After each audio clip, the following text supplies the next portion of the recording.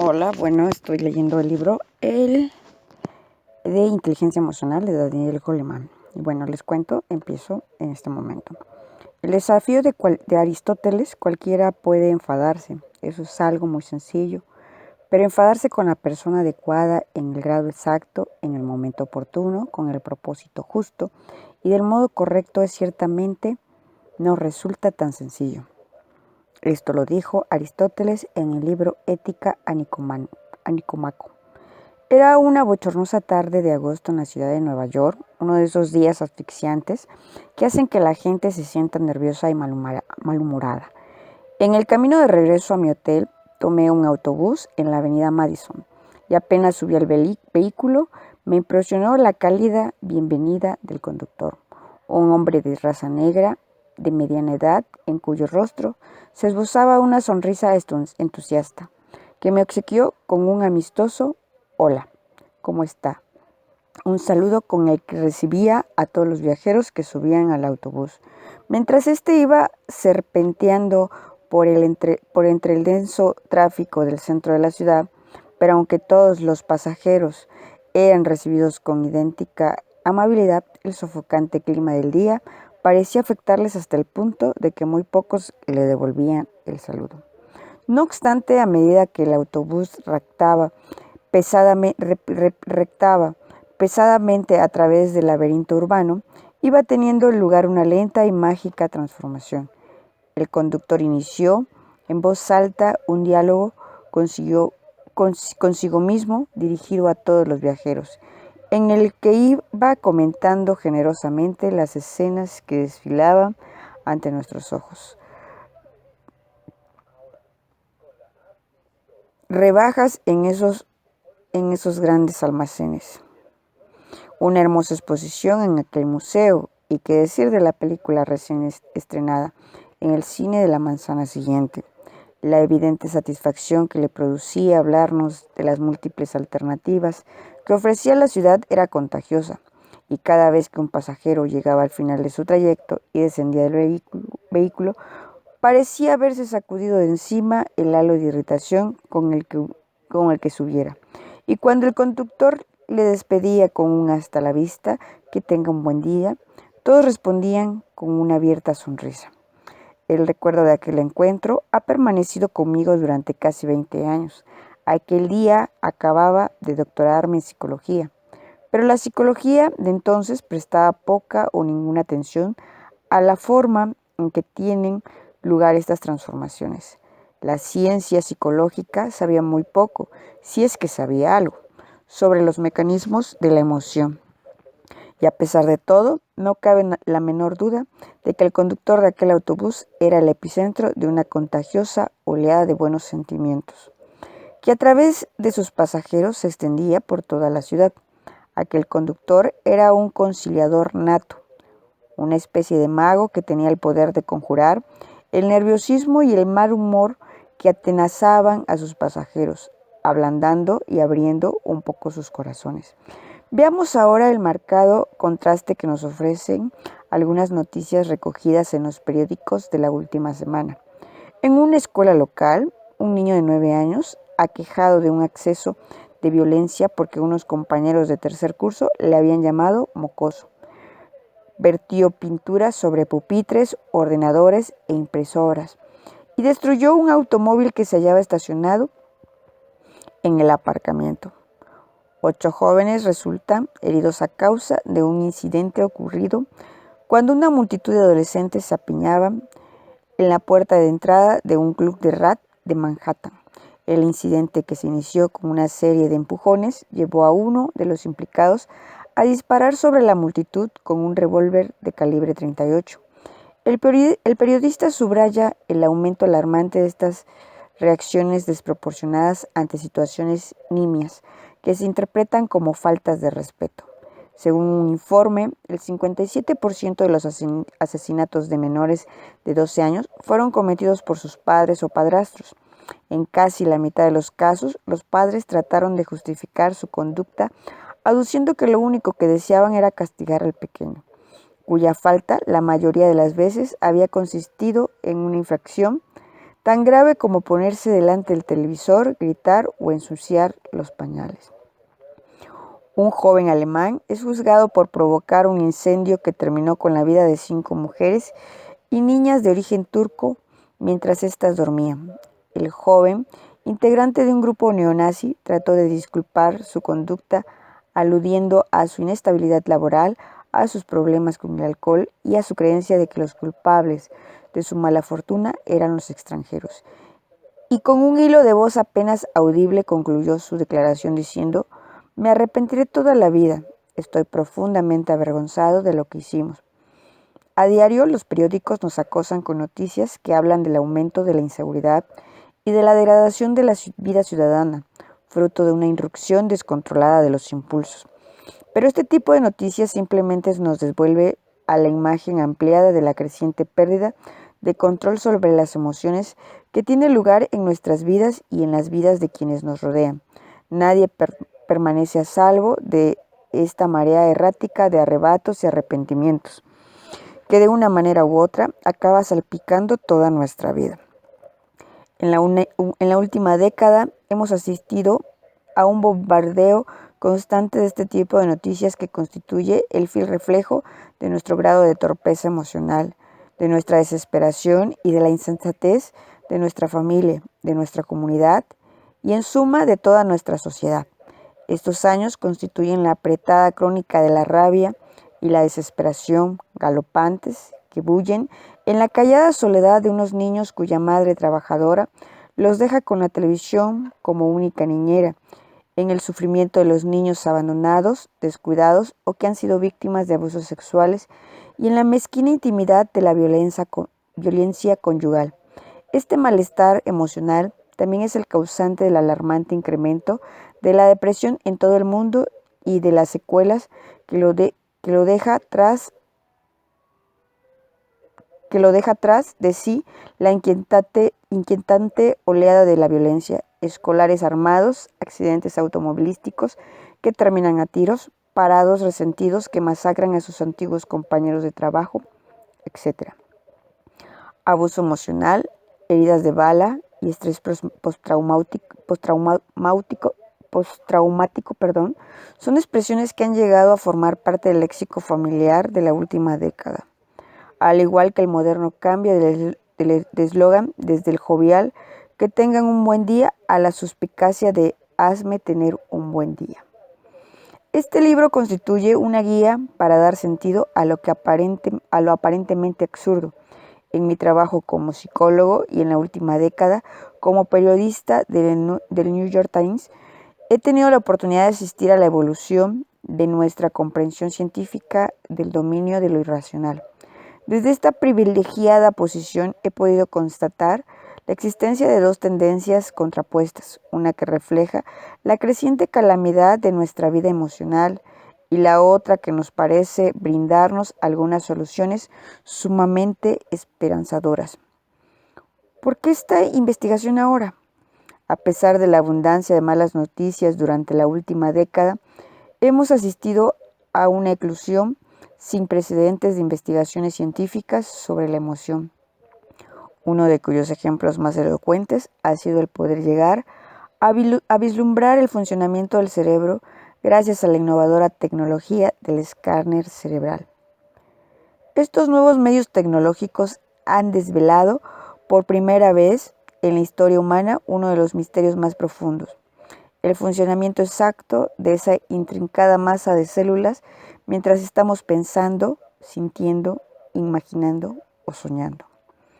Este aporte de datos neurobiológicos nos permite comprender con mayor claridad que nunca la manera en que los centros emocionales del cerebro nos incitan a la rabia o al llanto, el modo en que sus regiones más arcaicas nos arrastran a la guerra o al amor, y la forma en que podemos canalizarlas hacia el bien o hacia el mal. Esta comprensión desconocida hasta hace muy poco de la actividad emocional y de sus deficiencias pone a nuestro alcance nuevas soluciones para remediar la crisis emocional colectiva. Para escribir este libro he tenido que aguardar a que la cosecha de la ciencia fuera lo suficientemente fructífera. Este conocimiento ha tardado tanto en llegar porque durante muchos años la investigación ha soslayado el papel desempeñado por los sentimientos en la vida mental, dejando que las emociones fueran convirtiéndose en el gran continente inexplorado de la psicología científica. Y todo este vacío ha propiciado la aparición de un torrente de libros de autoayuda llenos de consejos bien intencionados, aunque basados, en el mejor de los casos, en opiniones clínicas con muy poco fundamento científico, si es que poseen alguno. Pero hoy en día la ciencia se halla por fin en condiciones de hablar con autoridad de las cuestiones más apremiantes y contradictorias relativas a los aspectos más irracionales del psiquismo y de cartografiar con cierta precisión el corazón del ser humano. Esta tarea constituye un auténtico desafío para quienes suscriben una visión estrecha de la inteligencia y aseguran que el coeficiente intelectual es un dato genético que no puede ser modificado por la experiencia vital y que el destino de nuestras vidas se halla en buena medida determinado por esta actitud. Pero este argumento que pasa por alto una cuestión decisiva, nos hace preguntarnos, ¿qué cambios podemos llevar a cabo para que a nuestros hijos les vaya bien en la vida? ¿Qué factores entran en juego? Por ejemplo, cuando personas con un elevado coeficiente intelectual no saben qué hacer, mientras que otras con un modesto o incluso con un bajo coeficiente intelectual lo hacen sorprendentemente bien. Mi tesis es que esta diferencia radica con mucha frecuencia en el conjunto de habilidades que hemos dado a llamar inteligencia emocional, habilidades entre las que destacan el autocontrol, el entusiasmo, la perseverancia y la capacidad para motivarse a uno mismo. Y todas estas capacidades, como podremos comprobar, pueden enseñarse a los niños, brindándoles así la oportunidad de sacar el mejor rendimiento posible al potencial intelectual que les haya correspondido en la lotería genética. Más allá de la posibilidad, puede entreverse un ineludible imperativo moral. Vivimos en una época en la que el entramado de nuestra sociedad parece descomponerse aceleradamente. Una época en la que el egoísmo, la violencia y la mezquindad espiritual parecen socavar la bondad de nuestra vida colectiva. De ahí la importancia de la inteligencia emocional, porque constituye el vínculo entre los sentimientos, el carácter y los impulsos morales. Además, existe la creciente evidencia de que las actitudes éticas fundamentales que adoptamos en la vida se asientan en las capacidades emocionales subyacentes. Hay que tener en cuenta que el impulso es el vehículo de la emoción y que la semilla de todo impulso es un sentimiento expansivo que busca expresarse en la acción. Podríamos decir que quienes se hallan a merced de sus impulsos, quienes carecen de autocontrol, adolecen de una deficiencia moral, porque la capacidad de controlar los impulsos constituye el fundamento mismo de la voluntad y del carácter. Por el mismo motivo, la raíz del altruismo radica en la empatía, en la habilidad para comprender las emociones de los demás, y es por ello por lo que la falta de sensibilidad hacia las necesidades o la desesperación ajenas es una muestra patente de falta de consideración. Y si existen dos actitudes morales que nuestro tiempo necesita con urgencia, son el autocontrol y el altruismo. Nuestro viaje. El presente libro constituye una guía para conocer todas las visiones científicas sobre la emoción, un viaje cuyo objetivo es proporcionarnos una mejor comprensión de una de las facetas más desconcertantes de nuestra vida y del mundo que nos rodea. La meta de nuestro viaje consiste en llegar a comprender el significado y el modo de dotar de inteligencia la emoción, una comprensión que en sí misma puede servirnos de gran ayuda porque el hecho de tomar conciencia del dominio de los sentimientos puede tener un efecto similar al que provoca un observador en el mundo de la física cuántica, es decir, transformar el objeto de observación. Nuestro viaje se inicia en la primera parte con una revisión de los descubrimientos más recientes sobre la arquitectura emocional del cerebro, que nos explica una de las coyunturas más desconcertantes de nuestra vida. aquella en que nuestra razón se ve desbordada por el sentimiento. Llegar a comprender la interacción de las diferentes estructuras cerebrales que gobiernan nuestras iras y nuestros temores, o nuestras pasiones y nuestras alegrías, puede enseñarnos mucho sobre la forma en que aprendemos los hábitos emocionales que socavan nuestras mejores intenciones, así como también puede mostrarnos el mejor camino para llegar a dominar los impulsos emocionales más destructivos y frustrantes. Y lo que es aún más importante, todos estos datos neurológicos dejan una puerta abierta a la posibilidad de modelar los hábitos emocionales de nuestros hijos.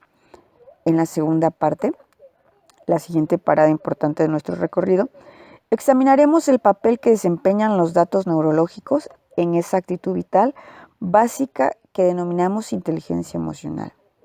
Esa disposición que nos permite, por ejemplo, tomar las riendas de nuestros impulsos emocionales, comprender los sentimientos más profundos de nuestros semejantes, manejar amablemente nuestras relaciones o desarrollar lo que Aristóteles denominará la infrecuente capacidad de enfadarse con la persona adecuada en el grado exacto, en el momento oportuno, con el propósito justo y del modo correcto.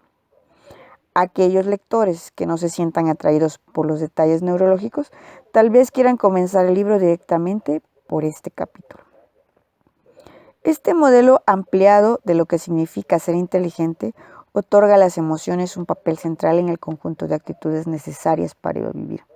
En la tercera parte examinamos algunas de las diferencias fundamentales originadas por este tipo de actitudes, cómo pueden ayudarnos, por ejemplo, a cuidar nuestras relaciones más preciadas o cómo, por el contrario, su ausencia puede llegar a destruirlas, cómo las fuerzas económicas que modelan nuestra vida laboral están poniendo un énfasis sin precedentes en estimular la inteligencia emocional para alcanzar el éxito laboral, como las emociones tóxicas pueden llegar a ser tan peligrosas para nuestra salud física como fumar varios paquetes de tabaco al día, y cómo, por último, el equilibrio emocional contribuye, por el contrario, a proteger nuestra salud y nuestro bienestar. La herencia genética nos ha dotado de un bagaje emocional que determina nuestro temperamento, pero los circuitos cerebrales implicados en la actividad emocional son tan extraordinariamente maleables que no podemos afirmar que el carácter determine nuestro destino. Como nuestra cuarta parte de nuestro libro, las lecciones emocionales que aprendimos en casa y en la escuela durante la niñez modelan estos circuitos emocionales, tornándose y tornándonos más actos o más ineptos en el manejo de los principios que rigen la inteligencia emocional. En este sentido, la infancia y la adolescencia constituyen una auténtica oportunidad para asimilar los hábitos emocionales fundamentales que gobernarán el resto de nuestras vidas.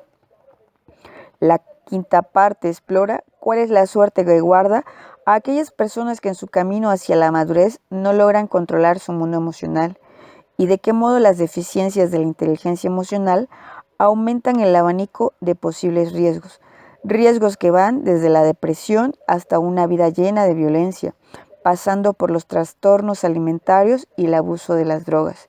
Esta parte también documenta extensamente los esfuerzos realizados en este sentido por ciertas escuelas pioneras que se dedican a enseñar a los niños las habilidades emocionales y sociales necesarias para mantener encarriladas sus vidas. El conjunto de datos más inquietantes de todo el libro tal vez sea el que nos habla de la investigación llevada a cabo entre padres y profesores y que demuestra el aumento de la tendencia en la presente generación infantil al aislamiento, la depresión, la ira, la falta de disciplina, el nerviosismo, la ansiedad, la impulsividad y la agresividad. Un aumento, en suma, de los problemas emocionales. Si existe una solución, esta debe pasar necesariamente, en mi opinión, por la forma en que preparamos a nuestros jóvenes para la vida. En la actualidad dejamos al azar la educación emocional de nuestros hijos con consecuencias más que desastrosas. Como ya he dicho, una posible solución consistiría en forjar una nueva visión acerca del papel que deben desempeñar las escuelas en la educación integral del estudiante, reconciliando en las aulas a la mente y al corazón. Nuestro viaje concluye con una visita a algunas escuelas innovadoras que tratan de enseñar a los niños los principios fundamentales de la inteligencia emocional. Quisiera imaginar que algún día la educación incluirá en su programa de estudios la enseñanza de habilidades tan esencialmente humanas como el autoconocimiento, el autocontrol, la empatía y el arte de escuchar, resolver conflictos y colaborar con los demás. En su Ética de Nicómaco, Aristóteles realiza una indagación filosófica sobre la virtud, el carácter y la felicidad, desafiándonos a gobernar inteligentemente nuestra vida emocional. Nuestras pasiones pueden abocar al fracaso con suma facilidad, y de hecho, así ocurre en multitud de ocasiones. Pero cuando se hallan bien adiestradas, nos proporcionan sabiduría y sirven de guía a nuestros pensamientos, valores y supervivencia. Pero como dijo Aristóteles, el problema no radica en las emociones en sí, sino en su conveniencia y en la oportunidad de su expresión. La cuestión esencial es preguntarnos de qué modo podremos aportar más inteligencia a nuestras emociones, más civismo a nuestras calles y más afecto a nuestra vida social. Esto fue la parte introductoria del libro de Inteligencia Emocional de Daniel Goleman.